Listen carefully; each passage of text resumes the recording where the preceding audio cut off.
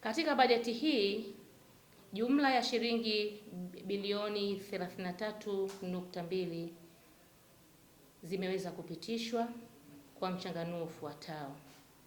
Mapato ya ndani ni shilingi bilioni 3.3, matumizi mengineyo pamoja na mishahara shilingi bilioni 23.1, lakini fedha ambazo zinakwenda kwenye miradi ya maendeleo ni shilingi bilioni 6.7.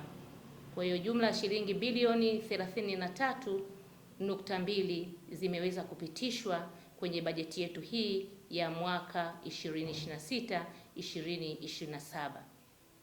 Na bajeti hii imelenga sana jamii kwa kuwa fedha hizi zinakwenda kutekeleza miradi mbalimbali ya maendeleo kwenye sekta ya afya, sekta ya elimu, lakini vile vile inakwenda kutekeleza shughuli mbalimbali za utawala, kilimo pamoja na mifugo. Naomba kuwasilisha mapendekezo ya mpango wa bajeti ya mwaka wa fedha 26/27 kwamba halmashauri ya mji wa Mbulu naomba kupitisha makadirio ya mpango na bajeti kwa mwaka wa fedha 26/27 wenye jumla ya shilingi bilioni 33,223,367.3 kwa mchanganyiko ufuatao.